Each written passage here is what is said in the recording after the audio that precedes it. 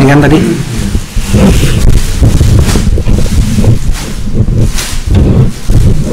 Jadi pakai 0,5. Tapi tadi masih jauh ini mungkin. Hah? Dimundurin aja di pinch. Dan apa sudah? udah ke play man?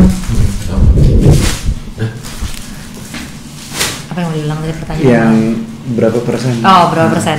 Jujur gue tuh mungkin bisa dibilang nggak pernah kali ketemu orang jahat ya. Apa gue nggak tahu, apa gue denial gitu ya, orang ada yang jahat sama gue ngerasanya baik. Enggak sih. Dimanfaatin gitu?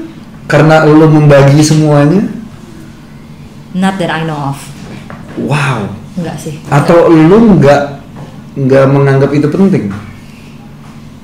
Ya, bisa jadi mungkin karena buat gue kayak ya udah gue udah ikhlas bantuin orang, gue udah ikhlas bantuin orang itu gitu ya. Iya kalau misalnya ada orang itu yang udah gue niat baik bantuin terus jahat, ya it's their loss aja sih. Ya, maksud gue ya itu urusan lo sama whoever gitu. Gue sih ya udah aja sih. Gimana caranya supaya bisa ya udah gitu? To begin with, gue Libra ya, gue air sign, jadi gue sangat gitu. Gue orang ya udah gitu, kayak nggak pernah never sweat small things aja gitu ya. Kayak buat gue kayak ya gue selalu balik lagi ke niatnya aja gitu. Gue mau nolong, jadi kalau gue tuh lebih kayak misalnya mau nolong orang ada minta tolong ke gue gitu, gue selalu nanya dulu ke diri gue sendiri, gue bisa apa nih. Kalau gue bisa, gue tolongin, tapi ya udah, gue I ask nothing out of you. Dan lu kalau mau jahatin gue itu resiko lo, gue nggak peduli. Tapi kalau misalnya emang gue nggak bisa, ya gue akan bilang kayak sorry banget, gue beneran kali ini gue beneran nggak bisa. Karena gue tahu kalau gue nggak bisa, gue bisain, gue jadi kayak maksa. Pamrih, pamrih maksa. Jadi ya mungkin caranya adalah kayak ya do whatever it is that you want to do, yang lo deliberately emang pengen lakuin. Tapi ya udah lo as nothing from it aja gitu. Maksudnya kayak ya niatnya lo nolongin aja gitu. Kenapa juga ribet sih gitu, kenapa jadi ribet apalah gitu ya. Kayak gitu. Nah berarti kan selama 4 tahun itu berarti lu juga menerapkan hal yang seperti itu kan? Iya. Ya, gue bantu orang bantu gue, masalah selesai. Nggak ada kendala berarti dong di pembangunan Sari ini kecuali ya nggak mungkin lah, ya nggak mungkin. Okay. Kendala ya pasti ada lah, yang namanya kehidupan ya. Maksudnya nggak cuma bisnis ya, maksudnya kayak ya pasti ada lah, obstacles pasti ada. Cuman kan it's how you see it gitu. Maksudnya lo melihat kendala itu sebagai apa gitu. Maksudnya kayak kalau kita banyak ngerasanya kayak ya udah, pertama kendala itu selalu kayak if we ya maksudnya kendala tuh sebuah ujian untuk naik kelas gitu kalau gue ngeliatnya ya. Jadi kayak apapun obstacles yang gue punya, ya kayak gue selalu kayak ya udah kita selesaiin, and then what's next nih, gue belajar apa nih dari sini, apa yang harus kita pelajari dari itu supaya itu nggak kejadian lagi gitu. Jadi kayak nggak mungkin lancar forever. Gue malah ngeri kali kalau ngerjain sesuatu kayak lancar mulu gitu, kayaknya there's something wrong. Apa yang wrong dari lancar terus tuh apa berarti? Ya nggak mungkin lah, maksud gue kayak ya kita tuh kan ya kayak segampang apa ya secara kehidupan tuh udah pasti nggak mungkin gitu. Maksudnya kita aja waktu kecil gitu ya, ini gara-gara gue jadi ingat misalnya kayak sesimpel kayak secara biologis aja, untuk kayak anak dari bayi bisa kayak tumbuh besar gitu ya, ada yang namanya growth spurt, dimana dia harus kayak emang ngerasain sesuatu yang gak enak banget dalam badannya, tapi itu memang kayak untuk dia bisa termasuk misalnya demam di dalamnya, untuk dia bisa langsung kayak tumbuh lebih cepat gitu ya, kayak growth seperti percepatan pertumbuhan gitu. Itu aja tuh kan ya maksudnya dalam biologis aja tuh terjadi gitu. Jadi emang kalau lo nggak melewati kesulitan, ya you're not gonna be where you are right now aja gitu. Jadi kayak kalau lo lancar mulu nih, antara dua sih, nggak pertama itu udah pasti nggak mungkin, kedua mungkin emang lo denial aja kali ya. Oke. Lo kayak denial aja, kayak nggak ngerasa ya acuh aja gitu kali ya sama kesulitan itu gitu. Nyaman nggak kalau lu sebutin tiga kesulitan dari yang mild, medium, dan hot yang dihadapin sama Sare selama 4 tahun waktu ngebangun? Yang dari yang ini dulu, yang nomor 3 dulu. Yang 3 tuh berarti yang mana? Yang ya bisa diatasi lah. Ya kalau mau tuh paling ya kayak day to day basis ya, kayak misalnya ya sesuatu yang kayak lebih teknikal lah, kayak misalnya barang harusnya nyampe, kayak misalnya kita baru ngerasain nih kayak packaging kita habis, terus harusnya dikirim hari ini, tapi ternyata mesin di produsennya rusak total, yang kayak harus nunggu teknisi tertentu, jadi intinya kayak mundur banyak banget, mundur lumayan lama, sedangkan kita udah benar-benar nggak punya stok gitu, nggak punya stok packaging gitu. Dan kayak gitu tuh banyak ya kalau dalam bisnis tuh yang simple-simple, ya kecil-kecil kayak gitu, tapi kan tetap require solution kan, dan cepet gitu. Mungkin itu yang mild. Medium apa ya? Medium mungkin kayak ya apa ya? Ya medium sama besar tuh mungkin kayak misalnya jualan sesuatu nggak laku. Ya nggak laku aja gitu ya, kayak lama banget jualan tuh nggak laku sama sekali, nggak ada yang beli gitu ya, sales tuh jelek gitu. Ada loh? Ya ada lah. Oke. Ya ada gitu. dan berkali-kali gitu. Tapi kita juga pernah laku banget yang kayak seminggu habis juga pernah gitu, maksudnya kayak 2 minggu habis gitu juga pernah. Jadi maksudnya kayak ya wajar lah gitu. Jadi ya fase-fase kayak gitu ya wajar aja sih. Mungkin yang paling buruk itu kali ya, apalagi ya? Ya sisanya teknis sih yang paling banyak lah ya. Ya kalau nggak laku gitu ya wajar lah ya, kayak bikin bisnis ya kan kadang ada ramenya, kadang enggak. Ya sama aja kalau bikin kayak podcast gini kan, kadang ada yang viewersnya banyak, kadang enggak gitu kan. It's something like, tapi kan dari situ lo belajar gitu, kenapa ya viewers gue yang ini banyak, kenapa yang ini enggak gitu. Oh yang ini mungkin suaranya kurang jernih or whatever. Nah di situ kan lo juga itu kan jadi cara, jadi ujian tadi gitu ya gue bilang, untuk kayak lo improve gitu, untuk supaya nggak kejadian lagi nih yang kayak gitu. Tapi yang menarik dari kalimat-kalimat yang lu pilih, gue penasaran sama cara lu menghadapi masalah dengan bingkai pemikiran lu. Ya. Thinking frame lu tuh gimana sih dalam menyelesaikan masalah? Thinking frame gue sebenarnya simpel banget sih. Kayak gue selalu merasa bahwa satu, gue nggak akan dikasih ujian yang gue nggak bisa hadepin gitu. Sebenarnya kalau bicara soal thinking frame, bukan itu deh. Thinking frame sebenarnya yang paling obvious dalam hidup gue adalah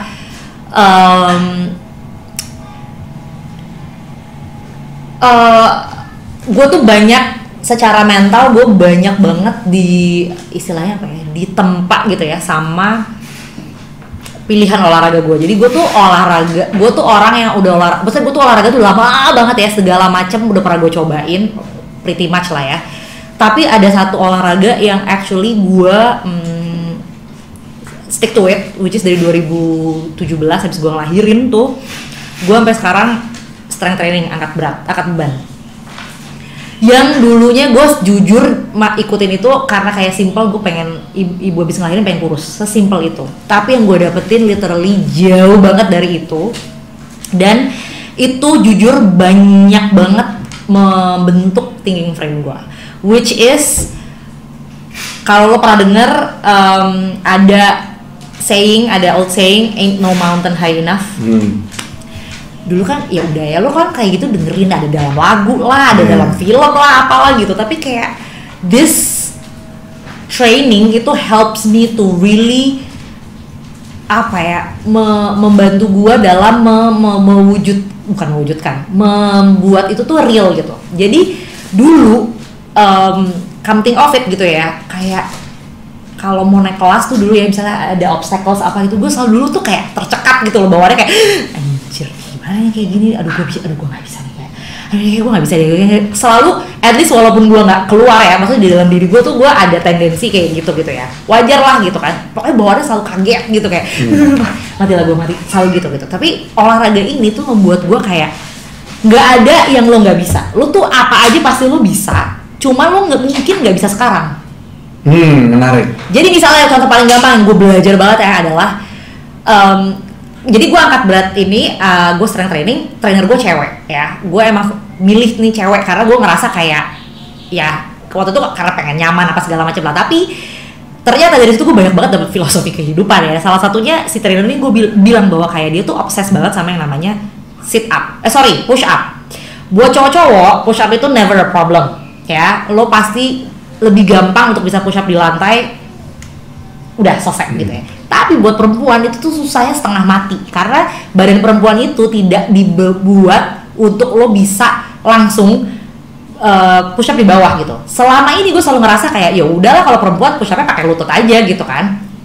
Ternyata nggak gitu. Kalau yang ya intinya kalau cowok bisa, cewek juga bisa. Tapi mungkin cowok bisa lebih cepat bisa. Nah cewek ini ada stepnya gitu. Nah jadi dari si trainer gue ini gue belajar bahwa enggak mbak, lu kalau bisa, lu kalau mau lu pasti bisa. Dan gue bener-bener dari gue habis ngelahirin sesar by the way, jadi gue nggak bisa langsung olahraga. Dan gue ngerasa banget tuh secara fisik gue banyak banget yang nggak, gue incapable. Jadi gue bener-bener di titik itu, jadi gue bener-bener datang dari orang yang bener-bener nggak bisa ngapa-ngapain, gampangnya gitu aja deh. Gue abis di operasi besar, gue nggak bisa ngapa-ngapain, tiba-tiba terus gue pilih olahraganya yang berat gitu ya, yang intens gitu ya. Gue kayak gimana nih gue bisa kayak gitu ya. Tapi ya udah akhirnya dengan contoh si push up tadi itu, gue awalnya push up dulu di dinding. Dinding formnya udah bener turun ke box udah bener turun ke tangga berapa step, ke stepper berapa kali bisa baru ke lantai. Dan itu gue mungkin bisanya baru 2-3 tahun kali. Padahal gue latihannya lumayan rajin ya. Jadi point is, dan itu tuh nyangkut banget di otak gue. Jadi gue selalu ngerasa bahwa kayak aduh lu kasih gue permasalahan apapun, buat gue kayak oke, berat, ini gue nggak bisa nih gitu. Tapi gue selalu akhirnya mentality gue tuh kayak oke, gue bisa break ini menjadi apa dulu nih gitu. Contohnya kalau dalam bisnis ya, waktu itu kita 2020 kita terpilih jadi salah satu peserta Gojek Accelerator. Itu tuh Gojek bikin program accelerator di mana setiap setiap pesertanya gitu ya, yang terpilih ini jadi kayak di coaching gitu, intense coaching seminggu. Abis itu kita akan dikenalin sama banyak banget investor gitu ya. Gila, itu pertama kali ya, itu gue kayak takutnya tuh kayak setengah mati, kayak pertama kayak ngapain sih bisnis piyama gini ada investor, bukan startup men gitu, gue bukan tech startup, gue bukan tech startup gitu. Apa itu visi gue nggak tahu, apa itu kayak series A, B, C, D, pre-seed, whatever, gue nggak ngerti. Elevator pitch gue takut banget, padahal gue orang yang nyaman banget ngomong depan orang, tapi gue nggak kayak apa itu, kayak ngeri banget aja gitu ya, kayak ditanya valuasi, all those big words gue bener-bener nggak ngerti. Dan gue kayak cuman bengongnya berdua sama partner gue kayak anjir apaan nih, gue nggak ngerti nih gitu ya. Ya tapi then again ya udah akhirnya kayak oke, one thing at a time ya. That's investment is a big thing gitu buat gue gitu ya, buat kita gitu ya. Tapi kita coba kita breakdown dulu aja nih, apa nih low hanging fruitnya apa dulu nih gitu. Jadi sama aja kayak push up di bawah tuh nggak mungkin langsung bisa gitu, tapi kita mulai dulu dari push up dulu di dinding gitu. Jadi udah kan dari situ kayak mungkin kalau kayak pitching tuh terlalu besar, kita mulai dulu dari kayak rapin dulu deh company profile gitu. Gue bisa nih berbahasa tuh sesuatu yang gue good at gitu ya. Kita mulai dulu deh rapin company profile, terus kayak mulai belajar apa dulu deh gitu, pelan-pelan sampai akhirnya kita bener-bener bisa pitching di depan orang dan benar-benar ngomong bisa lancar banget. Dan ternyata kayak investment is actually not that big thing, ya gitu loh. Jadi akhirnya kayak sesuatu yang mungkin bukan complicated thing, bukan dan bukan sesuatu yang kayak lu nggak, bukan berarti karena itu gede banget buat lu, bukan berarti lu nggak bisa gitu, bukan berarti itu bukan buat lu gitu, enggak gitu ya, mungkin itu bisa aja buat lu gitu. Jadi thinking frame itu sih kayak gue jujur tuh banyak banget gue belajar dari si training, si olahraga yang gue pilih itu sih. Jadi kayak gue bener-bener kayak ya udah gitu, gue bener-bener lo throw at me anything lah, gue nggak pernah ya kaget gitu ya wajar sama manusia gitu ya. Sama satu lagi contoh lagi ya, gue kasih contoh lagi, waktu itu kita pernah hampir dapat satu investor yang tiket size-nya gede banget. Tiket size itu apa? Tiket size itu jumlah uang yang mau dia invest ke kita. Wah itu udah sampai udah pitching, udah kenalan, udah segala macem deh ya, udah bikin proposal apa segala macam bla bla bla bla. Di seminggu sebelum gua mau closing, dia nelfon gua lagi di luar kota, waktu itu gua lagi cuti, gua lagi liburan lah ya. Gua ditelepon orangnya bail out, nggak jadi. Itu tuh rasanya kayak, gue jujur mungkin itu kayak tersedih, kecewa, marah, kesel sama situasi ya, jadi segala macam lah. Dan pas gue lagi pergi, dan kalau gue lagi pergi tuh gue waktu itu pergi satu keluarga, gue selalu nggak bawa helper kan, nggak ada nanny lah, jadi gue bener-bener harus involve megang anak gue. Jadi lo kebayang gak sih kayak gue lagi shaken gitu istilahnya ya, kayak asli ini udah nih batal nih gitu, tapi gue tetap harus kayak tetap harus function gitu ya. Itu kayak tershaken kali ya dalam hidup gue for a long time ya, udah lama banget gue gak ngerasain kayak gitu. Tapi akhirnya tuh kayak gue kayak bener-bener reaksi gue adalah kayak oke, gue sedih, gue nelfon ada suami gue waktu itu, gue nelfon gue ngobrol, gue nangis, gue nelfon Andam ya, gue nangis apa gue sekarang kayak gila, gue sedih banget sih ini kenapa ya gitu ya, kayak masih belum terima gitu ya istilahnya. Cuma lama-lama gue mikir kayak oke, kalau ini nggak dikasih buat gue, berarti kayak actually Tuhan tuh lagi mungkin maksudnya gue yakin Tuhan tuh menyelamatkan gue dari sesuatu yang emang nggak buat gue gitu. Maksudnya kayak kalau dilanjutin mungkin banyak jeleknya daripada bagusnya gitu. Atau kayak simply mungkin kita juga belum siap untuk nerima duit sebesar itu gitu. Walaupun nerima di sini judulnya ya investment ya, bukan uang gratis gitu ya. Ya udah bener, dari situ gue nggak lama sih. Gue nggak lama sampai akhirnya gue kayak oke, ya udahlah bukan gitu. Tapi gue dari situ mungkin nerimanya nggak lama, tapi yang lebih lama adalah kayak oke, jadi sekarang harus gimana nih gitu. Karena waktu itu kita tuh lumayan shakennya gara-gara kan partner gue pegang produksi ya. Jadi dari situ sebenarnya si Andam ini udah lebih kayak ya kita harus mikir nih gimana caranya, karena kalau nggak kita nggak bisa produksi. Kayak gue bener-bener udah literally harus bayar, nggak bisa nih, harus gimana. Nah itu tuh yang mungkin kudu kayak harus bener-bener kayak mikir banget nih harus gimana nih gitu. Tapi again, gue sekali lagi, oke, ingat ya, maksudnya ingat ya, ain't no mountain high enough, nggak ada yang gue nggak bisa lakuin, nggak ada yang kita nggak bisa lakuin. Apa dulu nih gitu? Ya udah, jadi akhirnya benar-benar kayak oke, apa yang kita bisa slice and dice aja dulu gitu, sampai terkecil mungkin yang bisa gue dan partner gue selesaiin. Gitu. Berarti lu nggak pernah ngambil keputusan terburu-buru dong? Oh, nggak pernah sama sekali. Kalaupun iya, sesuatu yang kayak ya paling cuma kayak keinget kayak ini deh gitu, tapi enggak sih. Pasti habis itu gue kayak oke, coba di ini dulu, dirunut lagi gimana apa bla bla bla.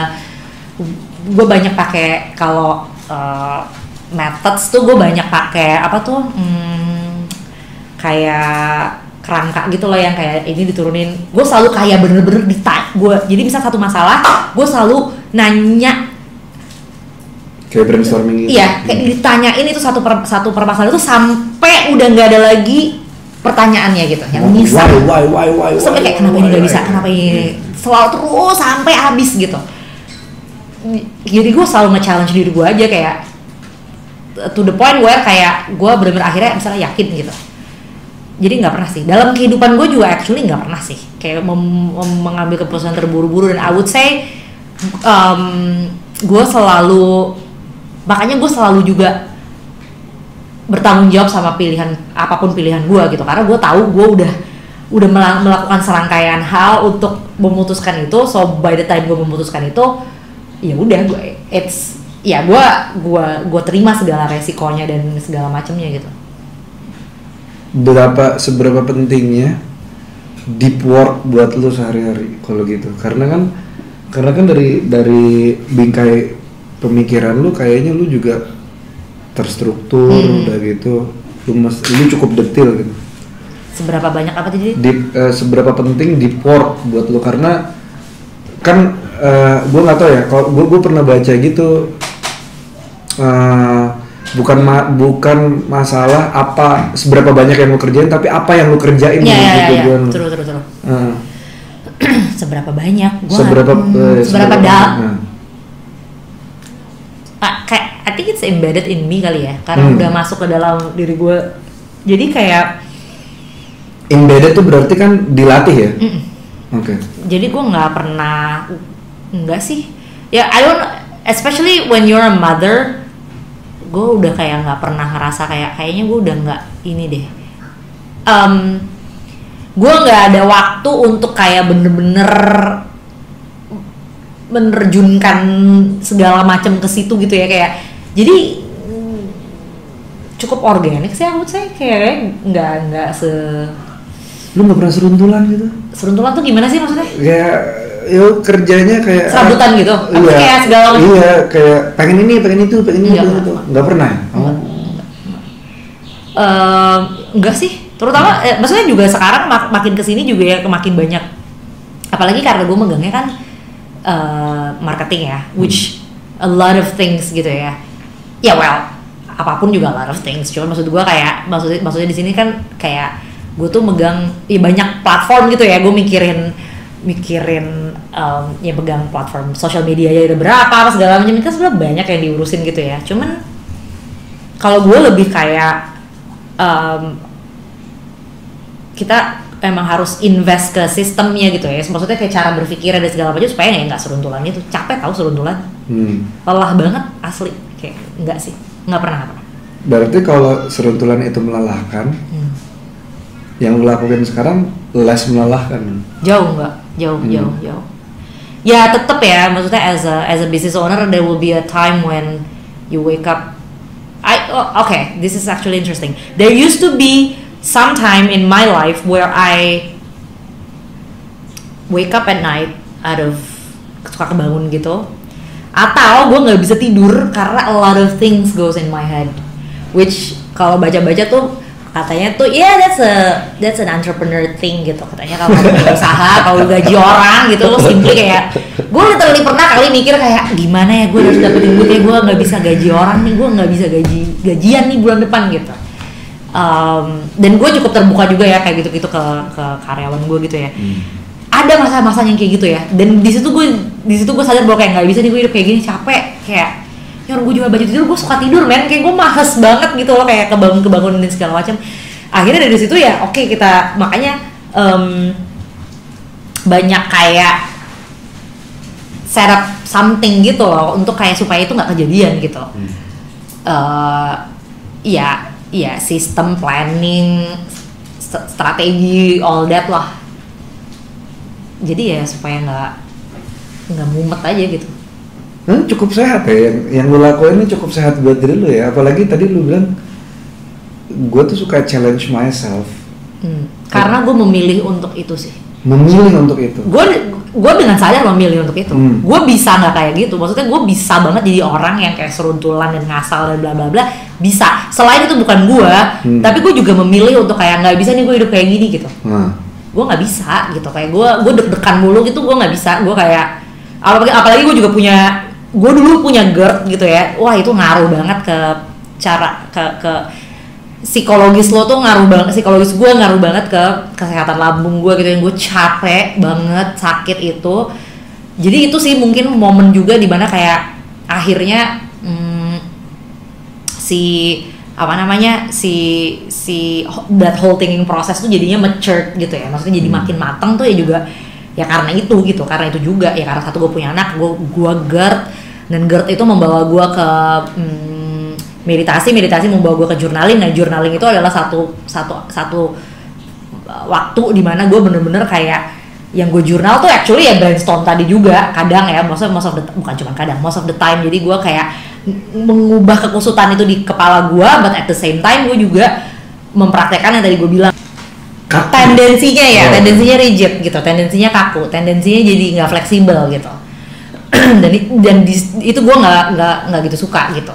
Jadi makanya kalau dibilang kayak gue orangnya spontan, sebenarnya nggak juga, ya 50-50 lah gitu. Cuma kalau when it comes to business, ya kadang kan pertanyaannya sesuatu yang ya kayak misalnya ya ya angka lah, nah kayak gitu tuh gue nggak hafal gitu. Jadi makanya kalau lo butuhnya seperti itu ya gue harus siapin gitu. Tapi other than that sih oke. Tapi kacamata lu bagus loh, serius gue. Terima kasih. Apa sih langsung percaya ini gue punya bisnis fashion ya. Nggak, soalnya kalau misalnya try to make an impression in kalau konteksnya lagi fashion tuh biasanya nggak tahu kalau gue pakai ini tuh orang malah langsung kayak oh iya oke gitu. Itu apa sih mereknya? Apa ya? Ini gue beli udah lama banget, Tom Ford deh kalau nggak salah.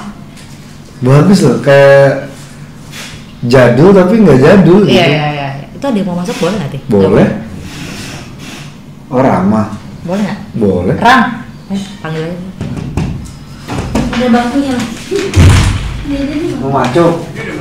Udah. Ya kan kayak biasa. Oh iya. Iya. Lanjut.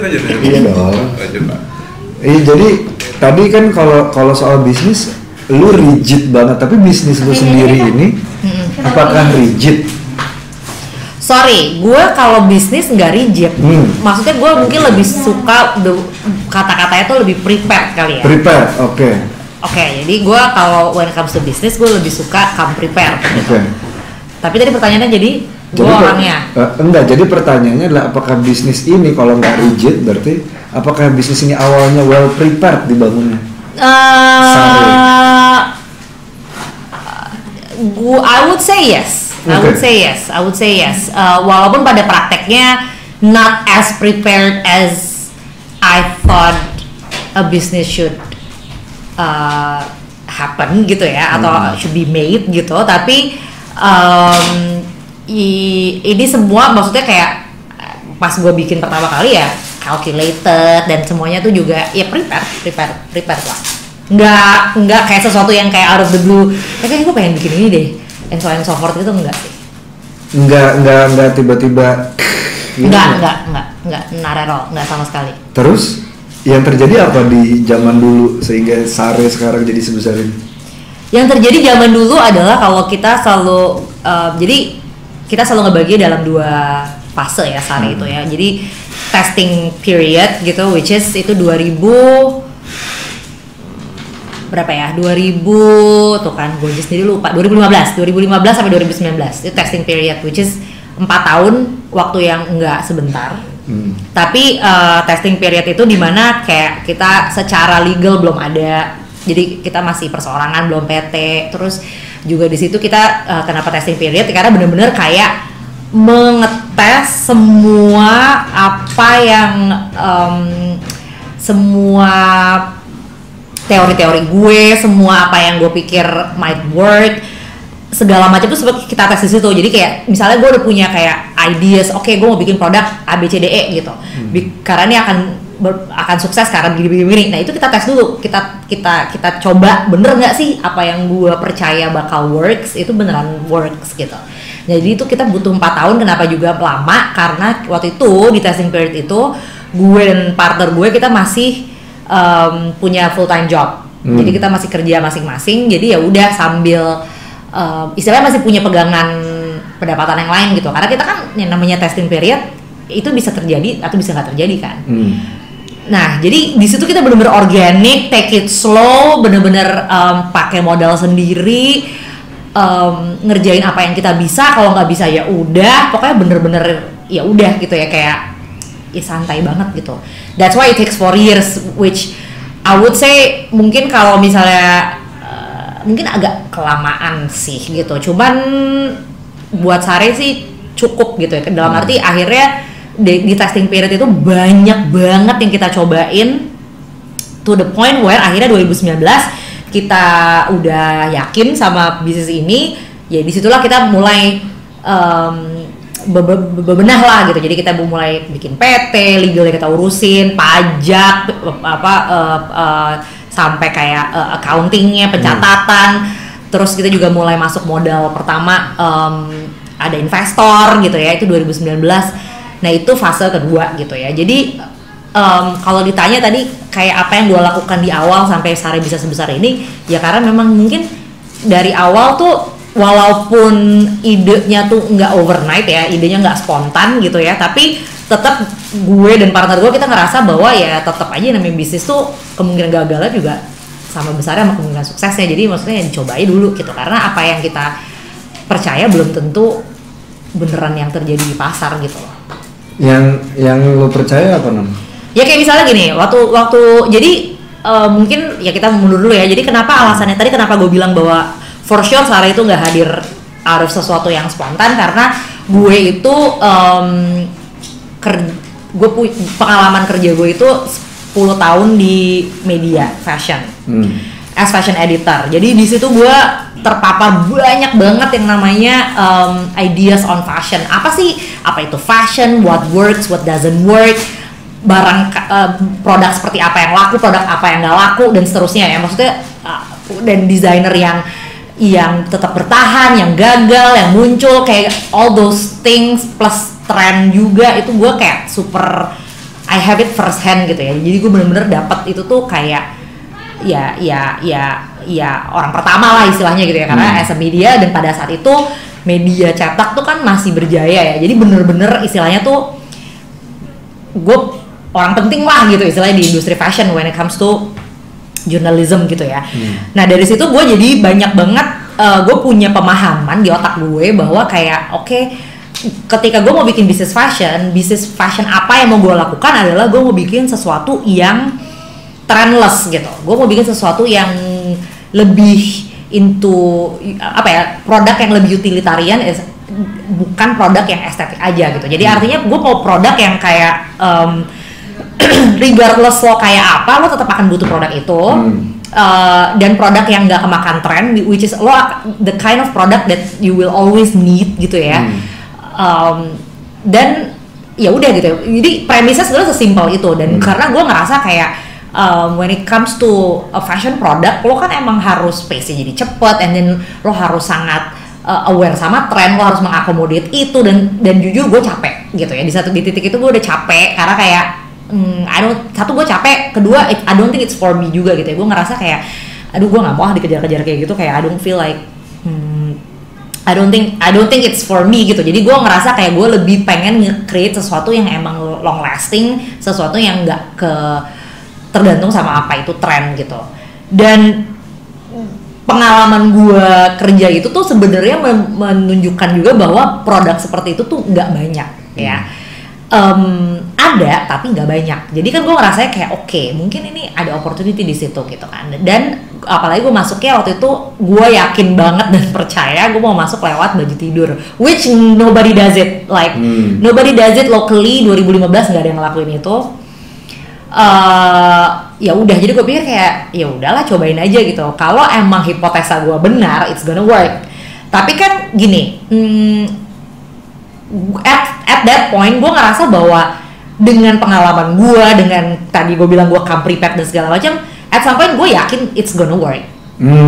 Sebenarnya gue yakin it's gonna work ya, karena kan again gue juga ya misalnya experience atau pengalaman gue 10 tahun itu kan nggak sia-sia lah, maksudnya nggak hadir for nothing gitu loh. Jadi gue yakin sebenarnya it's gonna work. Tapi yang gue nggak yakin adalah apakah pasar Indonesia itu sudah siap untuk itu atau belum. Siap untuk menerima baju tidur lokal gitu, baju tidur lokal yang harganya pada saat itu jadi mahal banget dibandingin apa yang ada di pasar. Karena kita tuh bener-bener menawarkan sesuatu yang totally nggak ada di pasar gitu. Jadi ketika pada saat itu kita merasa bahwa pain points-nya atau ya yang ada di pasaran adalah baju tidur itu kalau nggak seksi kayak lingerie, kalau nggak kayak motif kartun gitu, dan bener-bener produk-produk yang low price, low quality gitu ya. Jadi lo beli di pasar gitu ya, ITC dan seterusnya gitu. Jadi kita nawarin sesuatu yang totally nggak begitu. Nah kita tuh nggak yakin apakah pasarnya udah siap atau belum gitu. Karena kita juga nggak bisa denial, banyak banget produk-produk nggak hanya fashion yang kayak ahead of its time gitu. Ya kayak waktu itu Google dengan si kacamata virtual reality-nya itu waktu pertama kali keluar gitu. Wah, kayak orang semua kayak wow heboh apa bla bla bla, tapi it doesn't work. Because the market is not ready for it gitu. Terlalu ahead of its time gitu loh, which is nggak salah, tapi ya nggak work saja gitu. Nah jadi gue tuh lebih ngerasanya, jujur ketakutan gue adalah lebih itu gitu. Kayak gue yakin produk gue akan terjual, produk gue akan laku, tapi berapa lama nih gitu ya, dan berapa besar pasar yang bisa menyerap itu. Karena gue takutnya lebih kayak sebenarnya pasar Indonesia ini belum siap gitu ke situ. Ya udah, jadi akhirnya itu yang akhirnya kita pikir gua sama partner gua Andam, kita kayak udahlah cobain aja dulu gitu. Toh kalau misalnya pakai modal yang ada dengan ya kita organik aja kan sebenarnya kita dapat keuntungan dengan kita bisa kayak kayak kalau nyetir tuh kayak nyetir manual gitu. Ya udah, lo atur aja lo mau main di gas mau main di mau main di lo mau ngebut atau lo mau santai gitu ya, lo mau gade gigi berapa bebas aja gitu. Ya udah, jadi akhirnya it takes 4 years untuk testing itu dan sampai akhirnya kayak oh ternyata workout nih gitu. Indikasi ini bakal berhasil tuh di tahun keberapa? Tahun keempat kah atau udah di tahun kayaknya tahun ketiga sebenarnya indikasinya sih udah lumayan awal. Cuman kenapa akhirnya baru di tahun keempat sebenarnya juga karena gini, indikasinya sebenarnya dari tahun pertama itu udah kelihatan. Mungkin masuk tahun kedua lah, masuk ke tahun kedua tuh udah udah kelihatan dalam arti ordernya udah mulai konsisten, terus dan semua tuh tick all the boxes gitu loh. Jadi kayak siapa target market kita dan segala macam tuh semua kayak bisa gue targetin ke kelompok ini, oh ternyata bener nih mereka yang menyerap gitu. Terus harganya segini, oke. Pokoknya semua all tick the boxes tuh starting from like masuk ke tahun kedua. Cuma memang kenapa akhirnya baru di tahun keempat juga masalah permodalan juga. Jadi waktu itu kita juga mikir formula yang works ini kan baru mean something atau baru bener-bener berasa kalau misalnya secara volume juga lumayan dong gitu kan. Jadi ya in order to create such volume ya gue butuh modal yang lumayan gitu. Jadi dari situ mikir dulu gitu kayak gimana nih caranya gue bisa dapat pendanaan gitu. Seberapa penting modal itu kan bukan cuma uang ya, tapi karena dari tadi yang gue highlight betul. Justru knowledge lu nih yang betul. Yang bikin Sare jadi segede ini nih. Betul. Tapi kan kalau orang zaman sekarang kayaknya enggak, modal tuh duit. Menurut lu gimana? Seberapa penting knowledge tentang apa yang lu mau lakuin? Ya, menurut gue jauh lebih penting sih. Hari gini, apalagi di zaman digital kayak gini, jujur di tahun ke berapa nih berarti gue? 2019 keempat ya. Tahun keempat, jujur kita tuh bahkan udah di titik dimana kayak asli lo kalau cuma mau cari duit, itu tuh cari pendanaan itu tuh gampang banget. Istilahnya lo mau, apalagi sekarang ada makin bukan sekarang ya, maksudnya sekarang makin familiar sama konsep misalnya angel investors gitu ya. Kita cari orang aja yang high net worth gitu ya, HNW, orang kaya lah gitu ya, yang mau menginvest uangnya ke dalam satu usaha. Ya kita di dalam dunia investor kan kita nyebut itu angel investor, itu tuh banyak banget gitu ya. Jadi lu nggak perlu ke bank gitu ya istilahnya ya, lu nggak perlu ke bank, lu nggak perlu. Jadi banyak banget channel, banyak banget orang kaya gitu ya. Jadi uang itu sekarang udah di titik dimana kayak gampangnya gue mau dapat duit berapa aja gue bisa dapat itu duit. Tapi memang bener yang susah banget dan menurut gue nggak bisa dikarbit begitu ya. Dan dari dulu sampai sekarang tetap sama susahnya, itu dua, knowledge sama network. Oke. Knowledge sama network tuh udah nggak bisa dikarbit. Lo mau ngapain aja, maksudnya bener-bener kayak where you come from, bener-bener lo datang dari mana, apa yang lo pupuk, itu tuh bener-bener kayak yang lo tuai ya sebanyak apa yang lo tanam gitu. Jadi itu dua itu lo bener-bener nggak bisa dikarbit lah istilahnya, dan itu jauh lebih valuable daripada uang. Karena again uang juga, pendanaan itu kan juga sebenarnya datangnya juga dari network, salah satunya ya. Jadi emang itu sih penting banget. Cara lu menumbuhkan knowledge kan dengan pernah bekerja di dunia fashion. Ya. Kalau network gimana? Apakah lu orang yang suka keluar? Iya, basically. Iya, maksudnya kayak network tuh ya, kalau gue caranya emang ya udah basically emang gue suka bersosialisasi gitu gampangnya. Tapi sebenarnya nggak cuma itu tuh menurut gue sesuatu yang plain and simple ya. Maksudnya kan orang selalu mikir ya lo hangout lah gitu ya, lo ketemu orang lah gitu. Ya itu for sure gitu ya. Tapi gue juga ngerasa kenapa network kita tuh jujur kalau dibilang kayak misalnya kayak gue tuh sama Andam gitu beruntung banget ngerjain Sare, sebenarnya nggak juga ya, karena menurut gue bukan beruntung sih, tapi lebih kayak ya karena network itu gitu, karena kita banyak banget terbantu dari kita pertama kali setup itu sampai sekarang, banyak banget dapat kesempatan itu emang dari network. Nah kalau caranya ya pertama ya memang mau nggak mau, suka nggak suka harus bersosialisasi gitu ya, aktif aja gitu ya, misalnya kayak ada yang bikin ya macam-macam lah ya, kan jalurnya bisa macam-macam, tapi basically lo aktif aja, jadi sosok yang aktif gitu. Sama yang kedua menurut gue ini sih, be kind sih.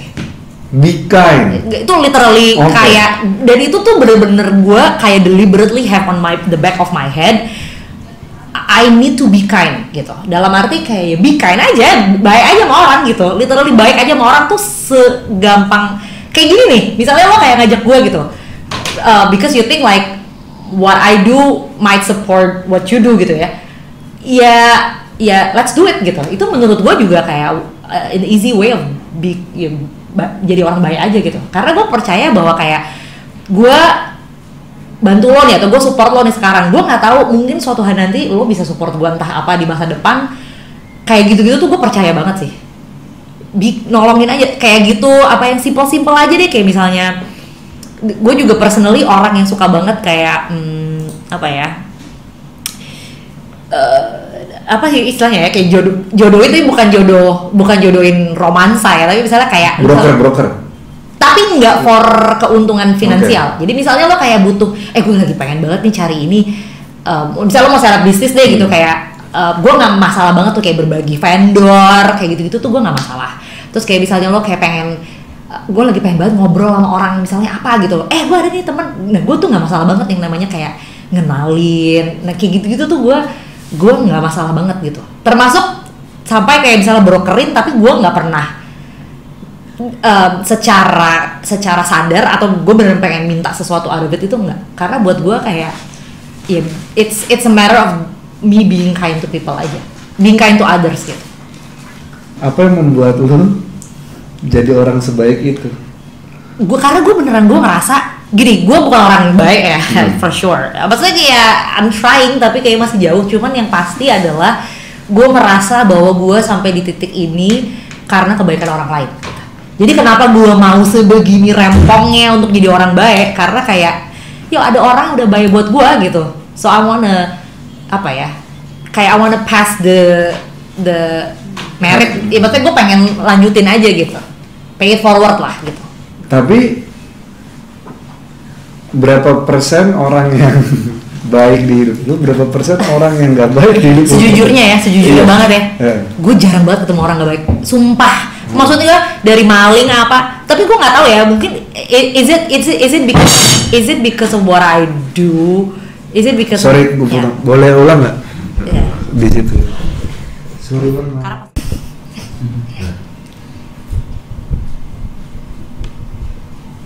Oke. Nah, kalau lu bener sangat terorganize seperti itu, bahkan di journaling lu, lu nulis semuanya, brainstorm, lu tidak membiarkan kepala lu kusut sendiri, lu tumpahin semuanya ke situ. Ada yang mengganggu pikiran lu nggak dalam menjalankan Sare dalam waktu dalam belakangan ini? Noises sih selalu ada aja ya, tapi mungkin nggak sampai tahap mengganggu. Kalau itu mengganggu ya gue breakdown aja. Jadi ya kalau ya sekali lagi nggak mungkin kan hidup tanpa noise, nggak mungkin gitu. Dan dan noises itu kan juga sebenarnya yang membuat hidup tuh lebih berwarna gitu ya, selalu ada ya, jadi seru gitu. Jadi kayak buat gue sih ya, maksudnya ada, tapi kalau if it's bad enough gitu ya, gue atau cukup kusut ya gue untangled aja ya, maksudnya gue iniin gitu. Lu suka leye-leye nggak? Suka banget, and in fact gue bikin Sare sebenarnya out of my love for sleeping. Gue suka banget tidur. Kenapa lu bikin baju tidur bukan bikin daster? Which is daster part of baju tidur. Okay. Ada, ada. Okay. Tapi gue suka banget. Menurut lu yang menunjang lebih leleh mana, jadi owner bisnis atau jadi karyawan? Karyawan. Jadi karyawan lah. Karena gue pernah jadi karyawan juga kan. Benar, makanya gue mau jadi karyawan. Kalau yang leyeh jadi karyawan. Bukannya jadi business owner, banyak literasi yang bilang kayak ngapain jadi bos dong gitu. Kamu punya waktumu sendiri. Ya betul. Tapi waktu yang nggak buat sendirinya itu juga banyak kali. Maksudnya waktu yang kita lepas untuk memikirkan bisnis yang kita bangun itu juga nggak sedikit gitu. Kalau dibilang mana yang lebih leyeh-leyeh, jauh lebih leyeh-leyeh. At least gini. At least kalau jadi karyawan, waktu yang leyeh-leyeh lo tuh masih lebih terduga gitu. Lo masih lebih terencana gitu. Lo masih bisa tahu deh gitu, kayak lo masih bisa expect kegilaan yang bisa lo temukan dalam seminggu, 2 minggu, 1 bulan ke depan gitu. And by the end of tanggal 25 lo dapet gaji gitu kan. Tapi kalau jadi owner kan nggak bisa gitu. Gua nggak bisa bener-bener bisa memetakan gitu loh, kayak the amount of craziness that I will endure in the future. Gue nggak bisa gitu, gue nggak bisa memetakan, tapi gue bisa memfilter untuk apapun yang terjadi di depan buat gue nggak bikin gue kusut gitu. Yang bisa gue lakukan itu, gue bisa memfilter. Tapi gue nggak bisa bener-bener memetakan gitu atau menghitung gitu. Misalnya terjadi reset, terjadi restart hidup lu, balik ke peak performance lu menjadi seorang yang cukup penting di dunia media fashion. Mulai dari itu lagi. Apakah lu akan tetap membuat sare?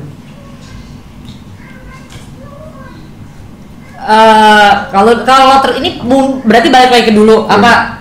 Kalau balik lagi ke dulu sih, iya, gue nggak. Gini, kalau gue balik lagi ke waktu dulu, maksudnya kalau misalnya balik lagi ke circa 2015 pas gue serap itu, yes, I would do it in a heartbeat. Tapi kalau misalnya kayak gue bikin bisnis sekarang, bisa jadi gue nggak bikin sare sih. Atau mungkin gue juga nggak bikin bisnis sama sekali, karena ya serap sesuatu tuh takes a lot of things aja sih, kayak makin lama makin berat, jujur. Untuk serap ya. Cuma kita kan emang karena udah ngejalanin aja ya, nggak sesusah itulah. Jadi terbiasa aja ya. Maksudnya lu sekarang bikin bisnis lagi, lu malah nggak pengen bikin bisnis tuh maksudnya gimana? Maksudnya kalau misalnya kayak gue masih jadi, misalnya sampai detik ini gue masih jadi karyawan nih, mungkin gue sekarang bisa aja gue nggak bikin bisnis gitu, nggak. Jadi gue tuh bikin bisnis ini karena gue terjunnya 2015 itu loh. Kalau gue terjunnya sekarang mungkin gue nggak bikin sama sekali gitu. Atau kalau gue bikin mungkin gue nggak bikin sare sih. Gue nggak bikin bisnis baju deh kayaknya. Bisnis apa? Ya nggak tahu, gue nggak tahu apa, tapi bikin bisnis baju tuh fierce aja sih, kayak persaingannya wow banget. Baju ya in general ya, bukan piyama ya. Jadi emang it takes somebody, it takes someone lah gitu, maksudnya untuk bisa bikin bisnis fashion dan menjalankannya sampai sekarang gitu ya.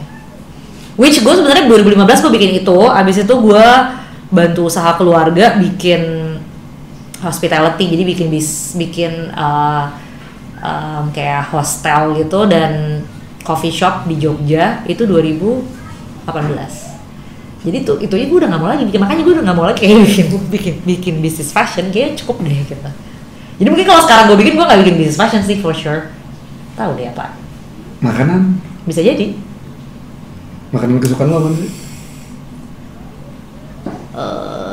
Kalau minuman kopi ya, kalau makanan kesukaan gue apa ya? Mie. Anda suka kopi padahal GERD ya? Tapi GERD gue bukan karena kopi. Karena? Perjalanan pencarian GERD gue itu ya, gue udah sampai di titik dimana bukan kopi.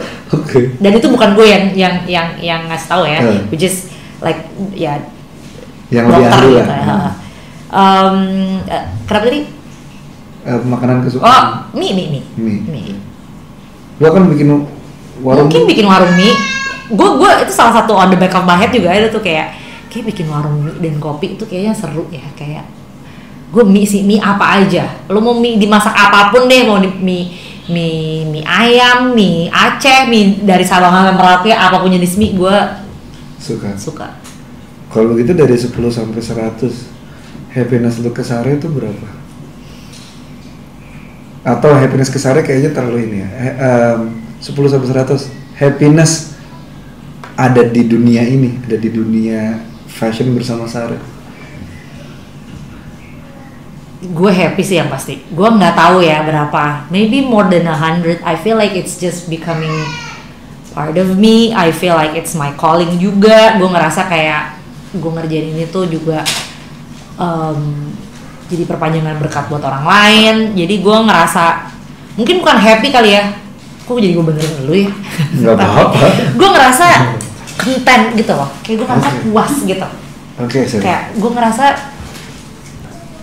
fulfilled gitu, kayak penuh gitu, kayak I feel like happiness is just sometimes on the surface. Tapi gue ngerasa kayak ngerjain Sare tuh mungkin happy kalau mungkin kalau mencoba menjawab pertanyaan aku, mungkin kalau happiness tuh nggak terlalu tinggi sih. Tapi I feel like the whole ups and downs and everything tuh fulfilled aja sih. I feel content aja ngerjain Sare.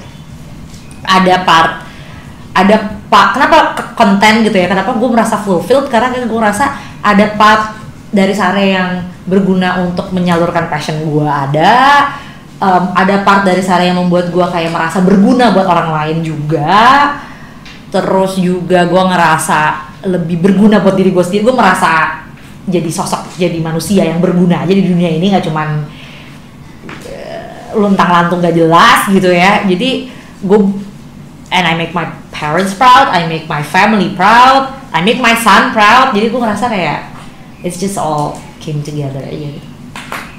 Tapi lu proud sama diri lu dong? Oh iya. Gue bangga sama segala apa yang udah all the yes and the no yang gue ambil untuk membesarkan Sare sampai sekarang. Gue ya bangga lah gitu. Kayak karena ya ini memang usaha kita bersama gitu. Udah.